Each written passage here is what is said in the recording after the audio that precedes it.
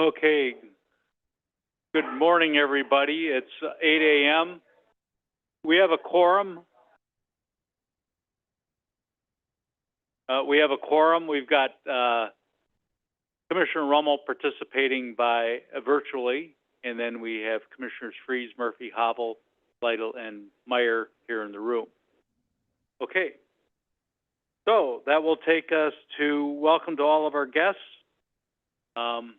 Room and maybe virtually. We only have 4 people virtually. 3.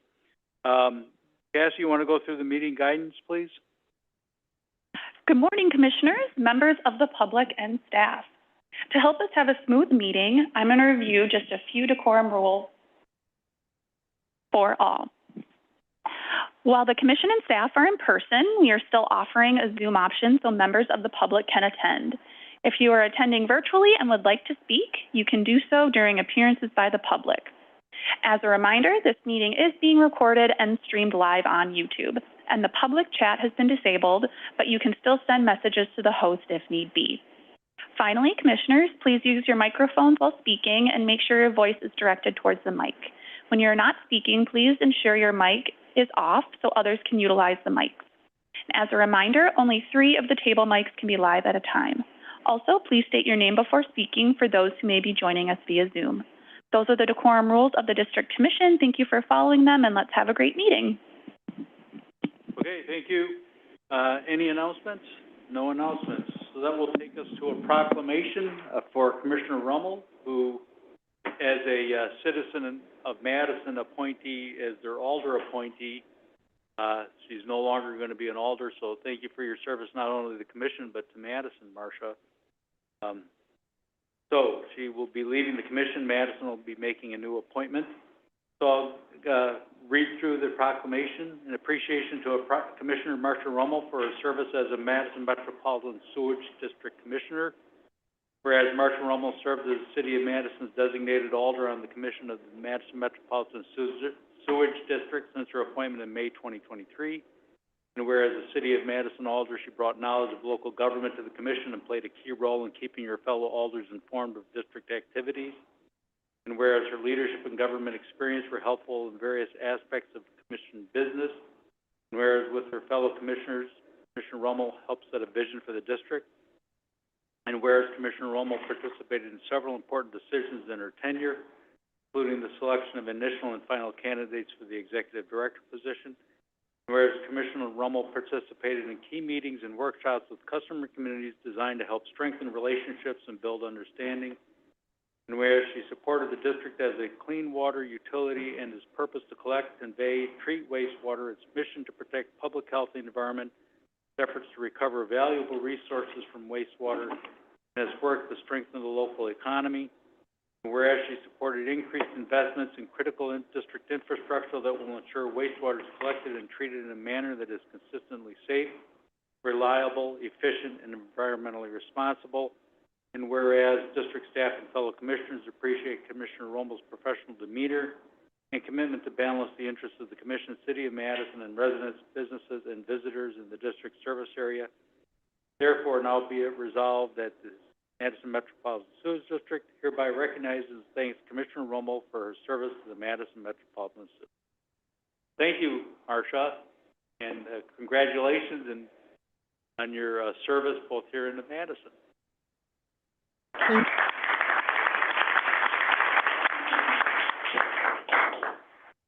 Thank you, Commissioner Hovell, and greetings, everyone. It's really been a pleasure to learn more about the sewerage district. My first introduction was when I was in my last go around as alder, learning more about PFAS, and I reached out to the then director, Michael, and then Marty met with me too, and like helped me understand PFAS and wastewater treatment. And so in many of you I've worked with on the city level, and I think, you know, it's a great group of people on the commission and on staff, and I've learned so much. Like even today, I didn't know all that about mercury amalgams. And so like, you know, like I've been on the board 2 years, I didn't know that. So there's always something to learn here, and it's important work that you do. And I kind of wish I could continue, but we're all filled up with all the Madison appointees, so I will have to bid you goodbye and wish you well in all the work that you do. It's really important work. Thank you. Thank you, Marcia. Okay, anybody have any comments? No? Okay, that will take us to appearances by the public. Anybody from the public? Don't see anyone? Or any hands up online? So we'll move to the consent calendar where we have the minutes from the last meeting, March 27th. Cash statement, capital, Pheasant Crossing, is their only sewer extension plan. Then approved transaction amount and professional services agreement amendment for the West Interceptor Rehab, Seagull Road to Shorewood Boulevard. Do we have any questions on any of those items before we get a motion? Nope. Do we have a motion to approve the consent calendar? I'll move approval of the consent calendar. Commissioner Meyer here. Okay, motion by Commissioner Meyer, second by I'll second it, Murphy. Second by Commissioner Murphy to approve the consent calendar. All those in favor say aye. Aye. Aye. Any opposed? None, motion carries. Okay. That will take us to topics. The first one is the review and adoption of resolution authorizing the issuance and sale of up to $22,382,267 general obligation sewage system promissory notes, Series 2025A, and providing other details and covenants with respect thereto. And the resolution number is 2025-04-10R3. So, who's going to make the any presentation on this? Mike? We were not planning to do a presentation. The reason this is a topic at all is so we can do a roll call vote. That's basically the only reason this is here. This is Clean Water Fund loan and relatively routine, despite the large dollar amount. Okay. So do we know what project is covering cost? Anybody know that?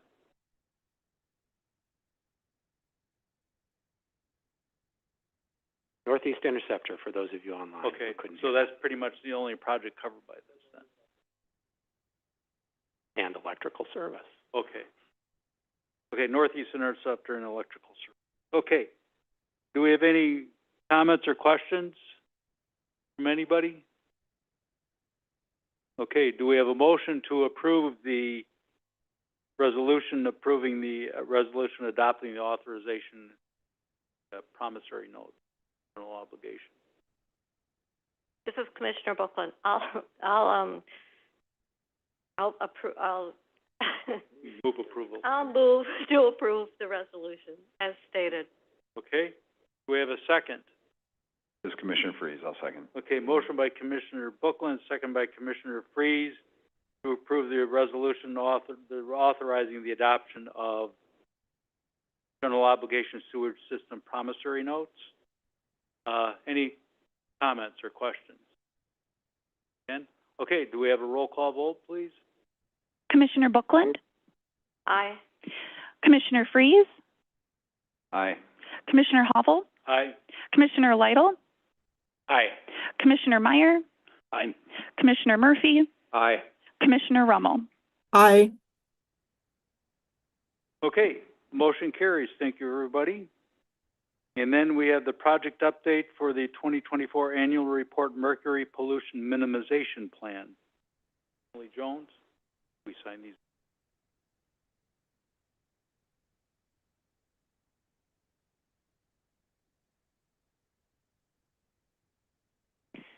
Good morning, Commissioners.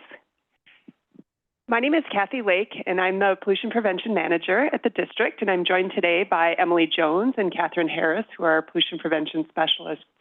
We're here to talk about our Mercury Pollutant Minimization Plan, but before we do that, I wanted to take a couple minutes to introduce pollution prevention. It's something we haven't talked about at the Commission for a while, as Commissioner Rummel mentioned.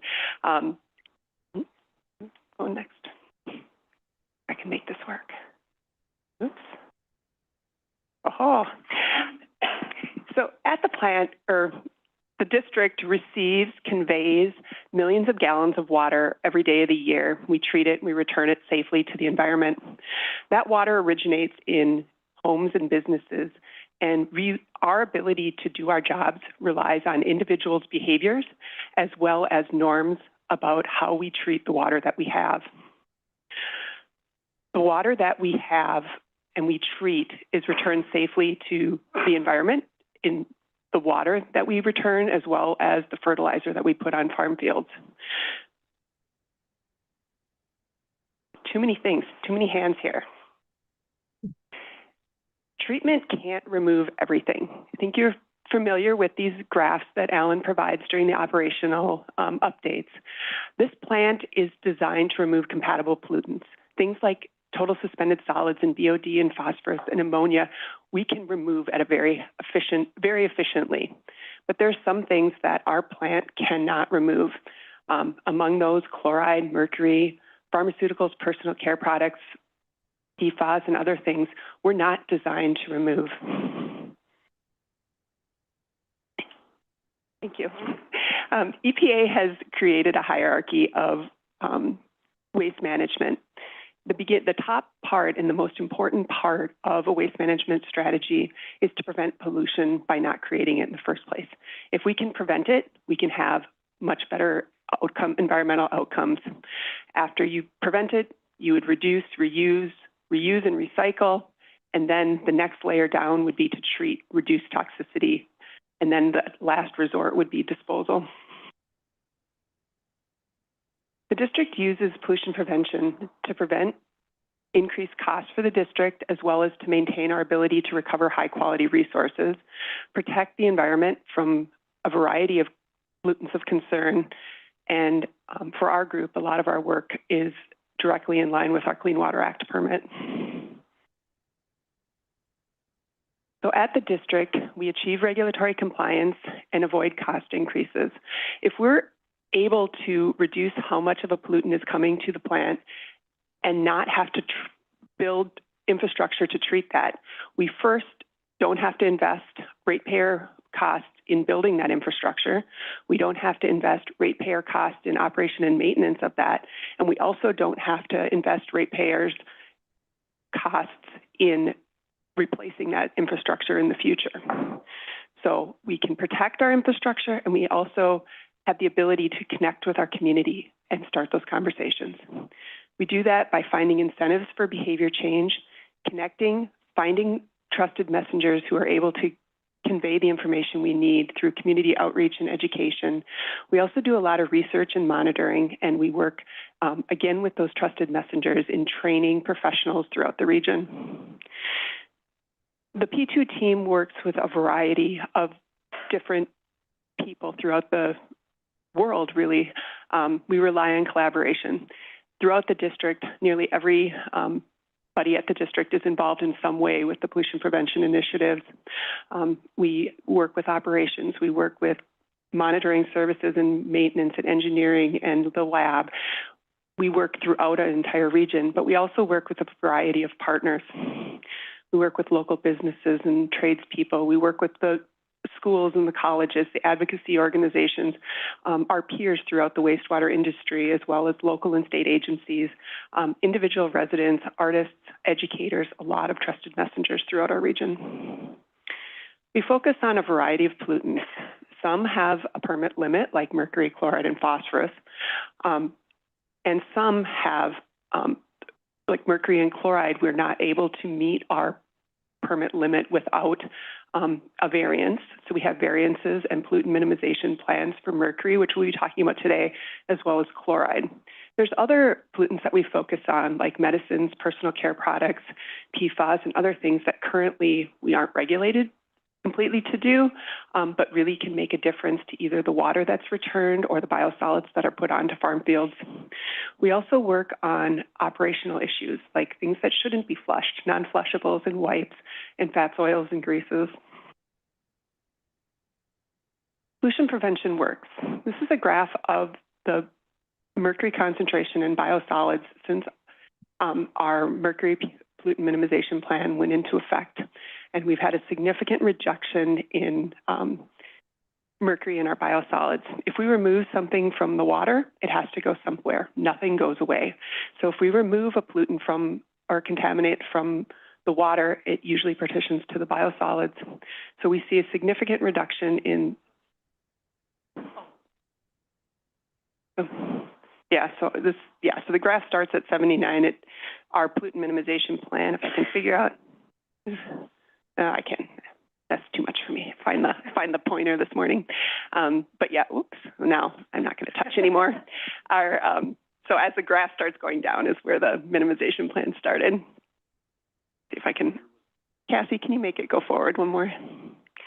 So we also see the blue line is the influent concentration. So what's coming to us in the influent also is decreasing, and this graph actually shows the period of time that the pollutant minimization plan has been in effect. We also see the red line being the effluent has also decreased. So by working on the pollutant minimization plan for Mercury, we're able to reduce the mercury that's getting to the plant, the mercury we're releasing in the water, as well as the mercury we're releasing in the biosolids. With that, I'm going to transfer to Emily to go more into depth on the pollution minimization plan. All right, thank you, Kathy. Right, so we've just seen these graphs of mercury levels over time that are showing that pollution prevention has this measurable effect. So I'm going to dig into some specific details about our pollutant minimization plan, or PMP, and use that acronym, for mercury here at the plant. So this is an example of one of our initiatives. It's long-standing, so this has been going on officially since 2006.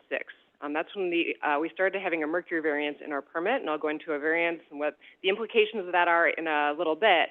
But there were some actions that predated that. So, the graphs we just saw go before 2006, that reflects a lot of societal changes in how we use mercury. So it's not as prevalent as it used to be in thermometers and appliances and in chemicals and things like that. We know it's still out there. And the district, so I started in 2015. I've been working on the mercury PMP that whole time, but there's staff throughout the district who have been working on that prior to 2015, prior to 2006 even. So I'll talk about what the drivers are for having that variance. So more graphs here. So fortunately, generally, effluent values for mercury at the plant are very low. So around or below 1 part per trillion. So a lot of the pollutants we talk about are measured in the parts per million. So this is a millionth of that. It's really hard to comprehend how small this is because mercury is toxic. It's a threat to human health and to the environment, and so we want to keep mercury as low as we can. And there is a numeric driver for that. In the Great Lakes regions, the states around the Great Lakes, there's a criterion of 1.3 parts per trillion. So you can see, those orange dots are all our monthly mercury levels leaving the plant in our effluents. Most of them are below that target. That green line, though, at 1.3, there are a few values that exceed that over the past few years shown here. And so that means we're not consistently below that Great Lakes target. So because we're not, because the plant isn't specifically designed with our current technology to remove mercury, we have a variance that we've had since 2006. So what a variance is, as a review or maybe an introduction, is a provision of the Clean Water Act when dischargers are unable to meet the water quality standard for a given pollutant like mercury. And it has to be approved by both the DNR and EPA. So this is something that's looked at very closely before it's granted. What it is a temporary modification to water quality standards to allow time for a discharger like the district to come into compliance with that limit. I've stressed temporary because we're not guaranteed a variance in every permit. So we've had one for the past several permit terms. We have one currently, but we can't operate under the assumption that it's going to be permanent. So the district has just to reiterate, we've had a variance since 2006 because of our inability to meet that Great Lakes criterion. As a condition of the variance, and all variances, we're required to have a pollutant minimization plan, or PMP. So this keeps us in compliance with our permits. So for the cases of mercury and chloride, pollution prevention is a compliance strategy.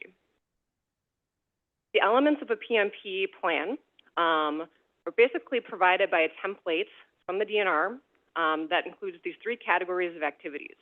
We develop a plan that includes activities that identify sources of that pollutant, might include monitoring or research, looking at the literature, talking to other treatment plants. Also source reduction activities. So we're looking to minimize that pollutant, so we define activities that we can do to reduce sources of that pollutant in our influent coming to the plant. And we also have to have activities to maintain the reductions we've already accomplished. So we've done good work in the past, but we don't want to let those lapse. So we need to define what we're going to do to keep those levels low. And as part of our PMP requirements, we report annually to the DNR with our PMP report. I have a little box there showing that you can find it on our website. Our Mercury PMP is on our Mercury page on the district website. And when we have that PMP report approved by the DNR, that means for that year we are in compliance with our permit for that PMP.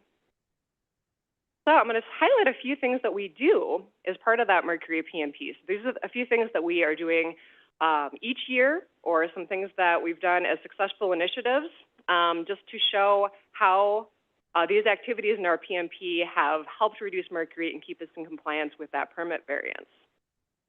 So a big one, it was already mentioned, but dental amalgam you hear a lot about in the context of mercury minimization, because that is one of the major sources of mercury to wastewater treatment plants. So those silver fillings that contain mercury really can disproportionately be a source of mercury in wastewater. So ever since 2008, the district has had a sewer use ordinance requirement for dental clinics to follow best practices to manage their amalgam waste. So basically keeping as much as they can out of the drain in the first place, but also have this little device called an amalgam separator, or an equivalent device, in their plumbing that captures that heavy mercury waste, those particles, coming down their vacuum suction tool. That prevents it from getting into the sewer system. They can dispose of that of hazardous waste, so that keeps that mercury from reaching the plant. Actually, this is a very recent photo. This is from just yesterday. Catherine and I went up to inspect a dental clinic, so last minute replacement of that photo. As you can see, pollution prevention in action. So just so you know, this separator looks good. So you can see that line of matter. The contents of that separator is below the fill line, so this means this clinic is maintaining their separator well. So in those lines, along the lines of inspections, we regulate 120 clinics about in this area. So this is our largest, by number, regulatory program that the district undertakes. Generally, the clinics are used to this. They know what to expect. They've been cooperative. We, educate them. If we find they're not doing something correctly, we say, hey, you need to be doing this instead to minimize your mercury. We collect an annual certification report to cover those 120 odd clinics. We've moved, one of our innovations over the pandemic was moving from paper forms and the administrative time that takes to transcribe all those to in-house made digital reporting form where they can upload pictures of their amalgam separator, so we can kind of do that kind of inspection from afar. So that's been a kind of neat streamlining of the program that we've done. We're also leading on amalgam education. This is also from yesterday. So we got a wealth of images yesterday. So we've realized that one of the barriers in dental amalgam minimization is a lack of education. There's just not like standardized resources that you can find, standardized messages these clinics are getting. So we've developed those ourselves to make sure that these clinics are getting the messages we want them to get. So you can see there's this poster hanging over their amalgam collection bucket, that black bucket there. That's a poster that we made to educate their staff. So whoever is coming through, dental assistants or technicians, hygienists, can see visual representations of what amalgam waste looks like. They know what to do with it, how to dispose of it. So it's kind of that prompt at the point of that action we want them to take. And that has been useful to partners. Kathy mentioned we work with a whole lot of different partners, agencies, other treatment plants. We've had entities like those reach out to us and say, hey, we like that resource, can we use it? So you can actually find a version of that statewide on the DNR's small business page for dentists. We've provided that to some other wastewater treatment plants. Something I'm excited about is over the past couple of years, we've started working with Madison College in their dental training programs for hygienists and assistants. And again, in the spirit of standardizing education, really getting them at the beginning of their careers so they know these are the actions that you can take to be safe and be environmentally conscious in your practice. So everybody knows what to do with amalgam right as they're entering their careers, no matter where they work. In source identification, some of the things we have going on are looking up in the collection system for where we might find ongoing sources of mercury. So we're down at a really, really low level, but the amount of mercury we're getting is so small. So the amount of mercury that we discharge to the environment is less than the amount of mercury that's in one capsule that creates one amalgam filling. So you're putting that in perspective, it's very small. It's like the equivalent mass of a paperclip. Yeah.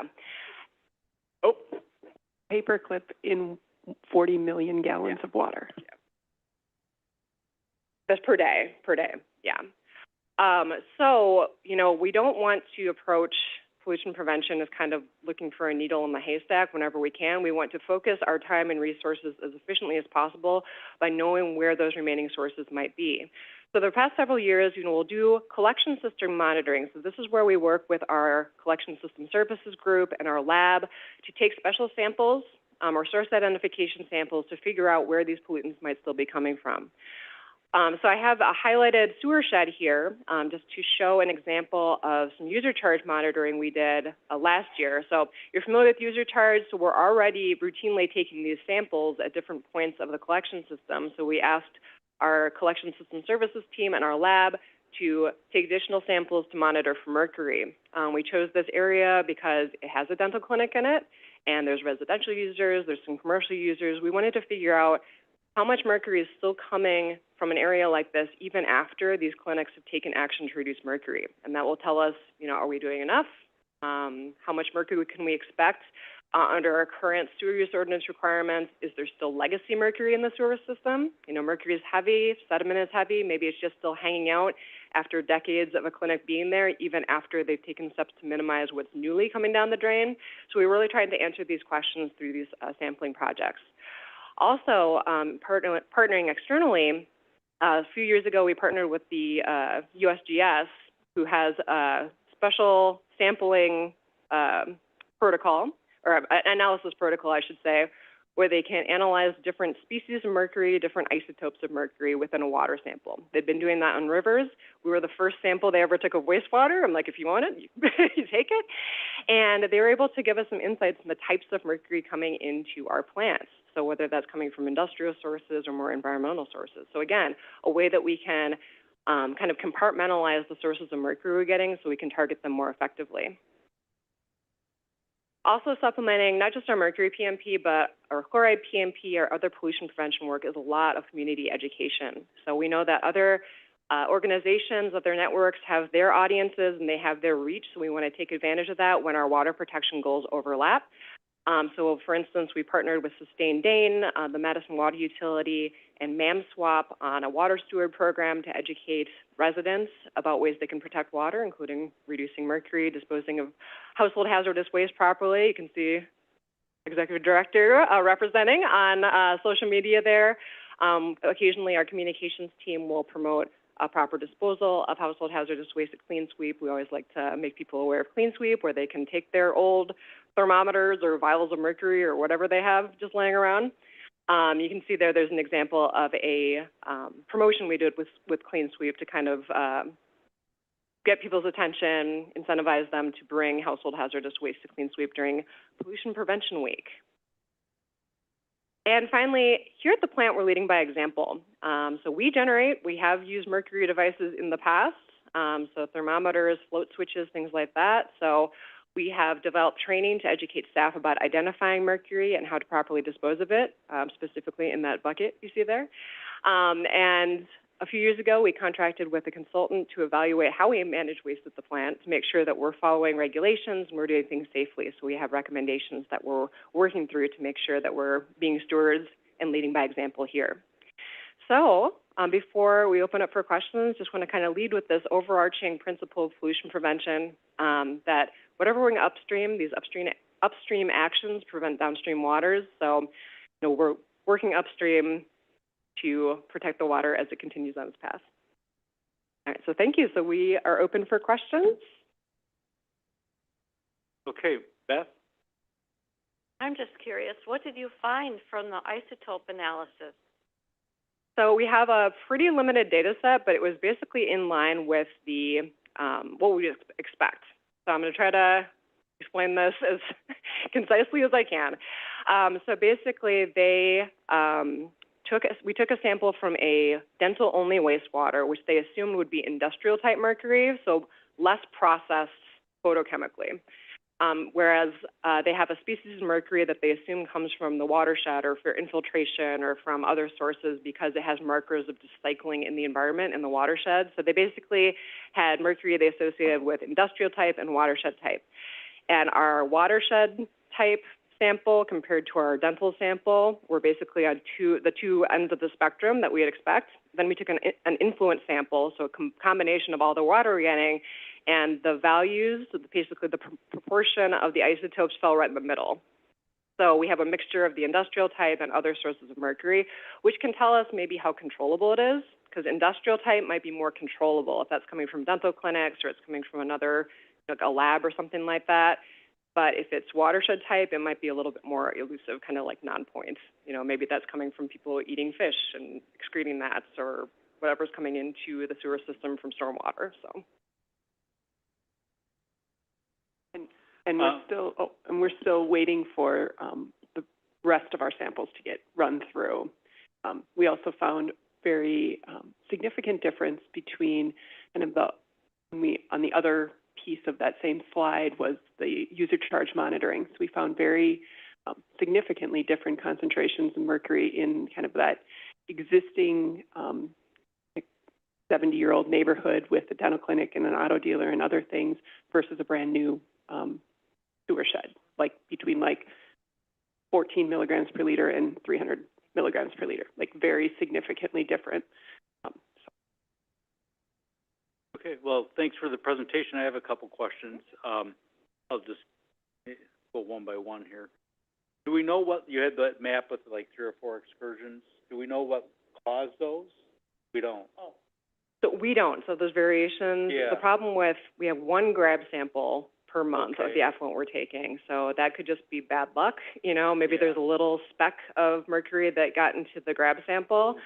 You know, maybe there's just more solids coming through. We haven't found a great correlation, so that's part of what we're doing in our investigations upstream. Got it. So you do 1 sample kind of at the influent at the plant, typically, and then now you're kind of going upstream to try to figure out the isotope samples might. My other question is, when those dental separators work properly, do they capture 100% of the amalgam? They actually don't. And so this is part of the question we're trying to answer by doing this kind of sampling in dental watersheds. How much gets passed? Yeah, so they, so our current sewer use ordinance cross-references a standard for separators that they remove at least 95% of the amalgam. The vast majority of the clinics in our area use a separator that's lab rated for 99% removal. But based on some other research that we've looked at and another researcher we've talked to, they suspect that more dissolved mercury may get through than you see in the lab. So it's kind of the difference between lab-tested performance and real-world performance. And so this is some of the data that we're trying to get. But yes, to your question, it's not 100%. So that's why we want to keep emphasizing to dental clinics, whatever you can keep out of the drain in the first place is going to prevent that much more from going through the separator. So most dentals, you know, they have those suck things that they keep the whole time. That just sucks, and that's where it goes with it.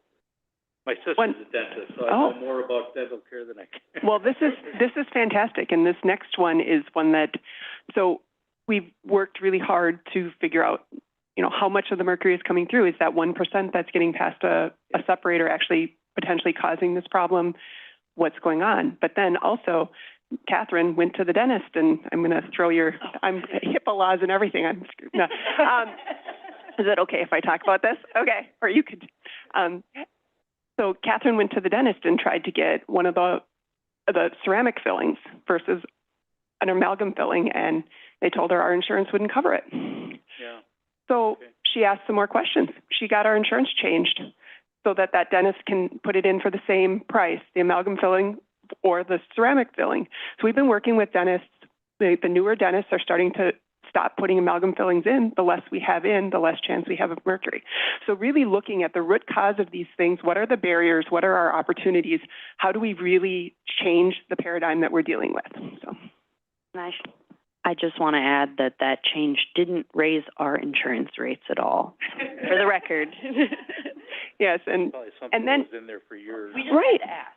Yeah. And it's just that's the default, and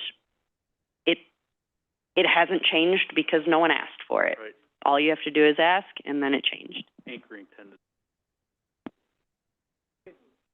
Anything? No, I have nothing else. Thank you very much. Nice presentation. Okay, that will take us to the executive director report. Bill, you've got the district roles and expectations workshop report. Yeah, I just want to say a few things about this since most commissioners were there. Amy Deming, who's in the audience, prepared a report on that workshop in your packet. I won't summarize the whole thing, but a few things to look for. There's a repeat of what the workshop purpose is for reference, record of who was there. I think most valuably on an ongoing basis is a summary of the expectations of each group and a nice detailed table, some other themes from each group, and then supporting material. So it's a nice record of that workshop and some future.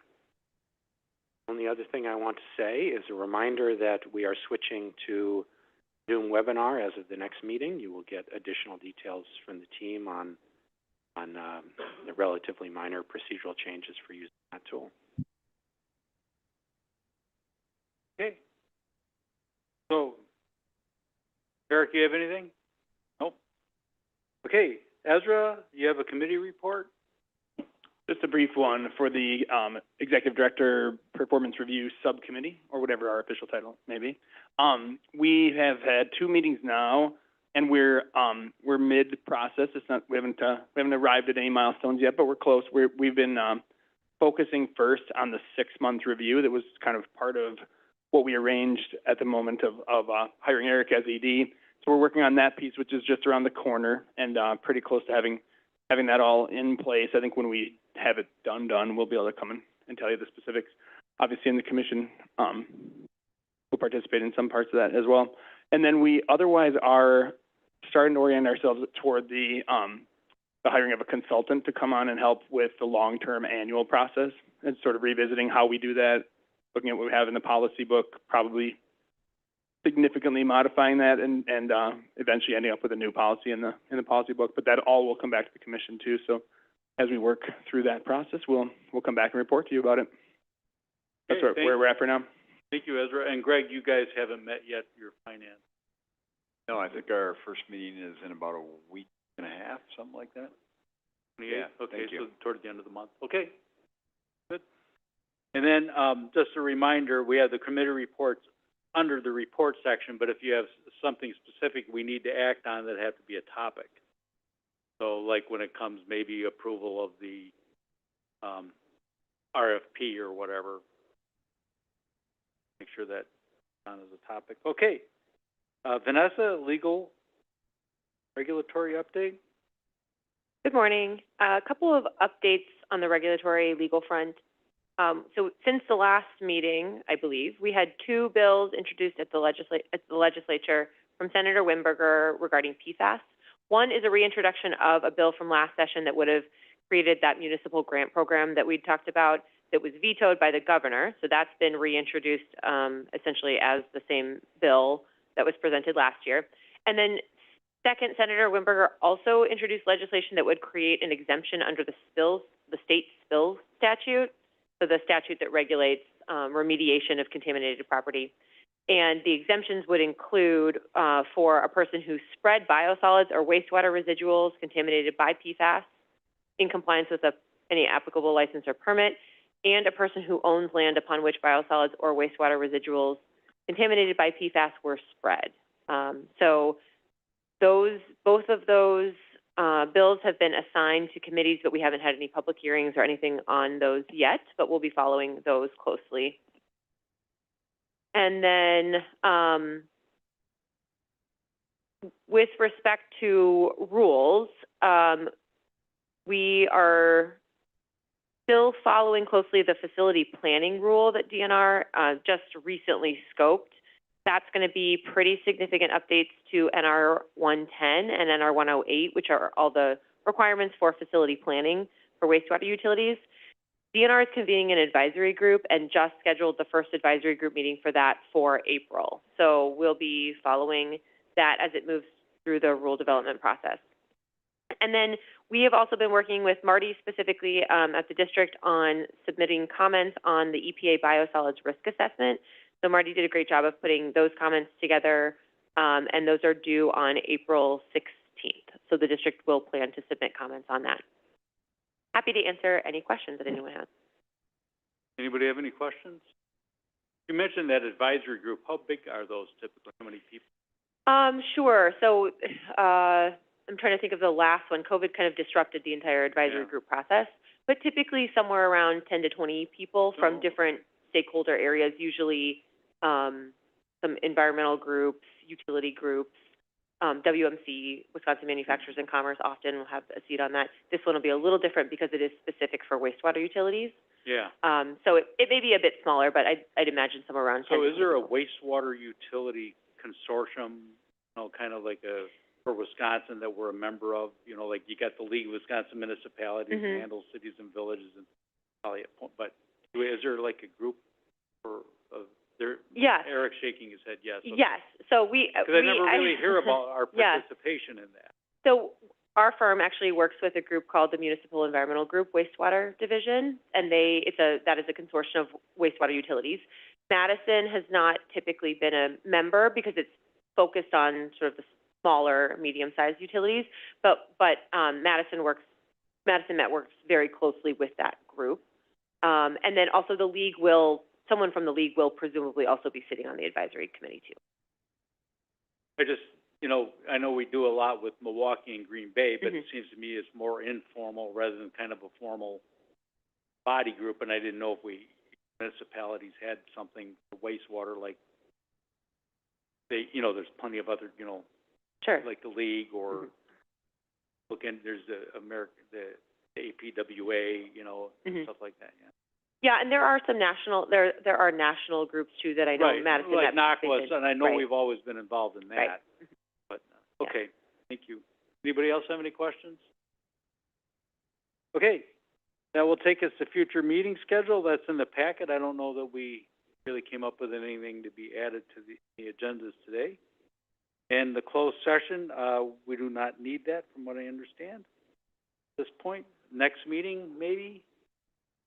Next meeting will likely have a closed session, and also is that Eric's review for 3 months. And so Ezra and the subcommittee will be prepared to lead that. And so what we'll do is we will do the personnel one first.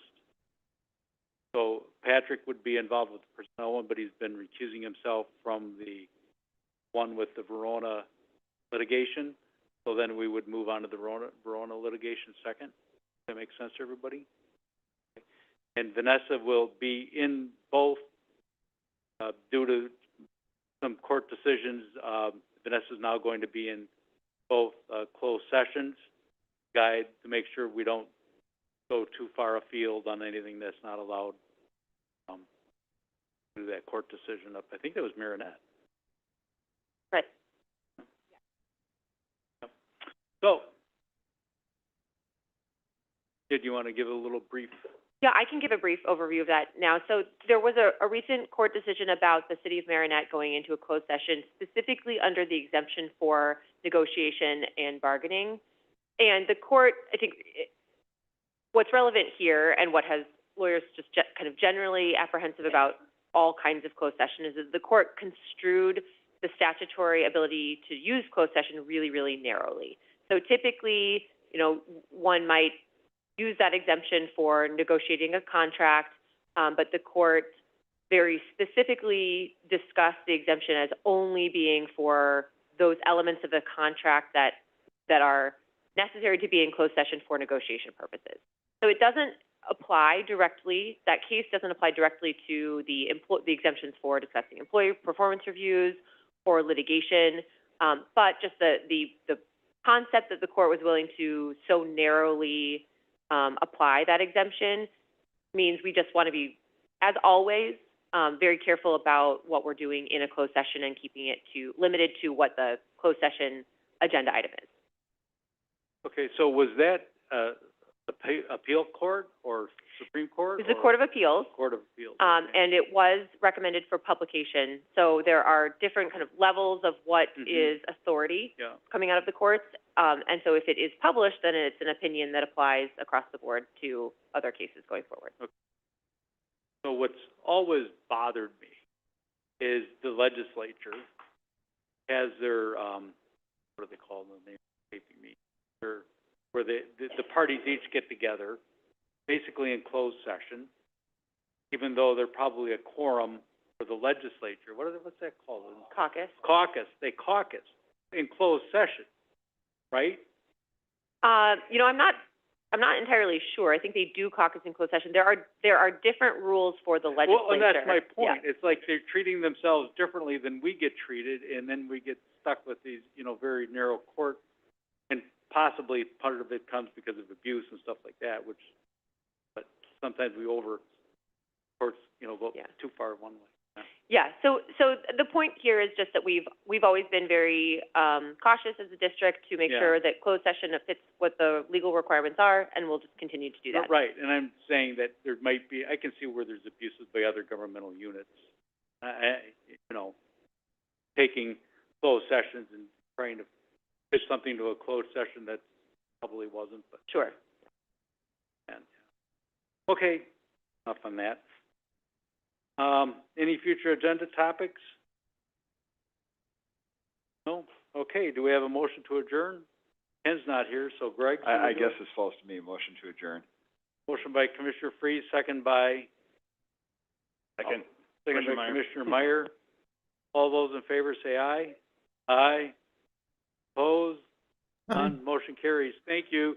And congratulations, Martha. Thank you for your service. Thank you. Thanks for all your good work. Keep it up.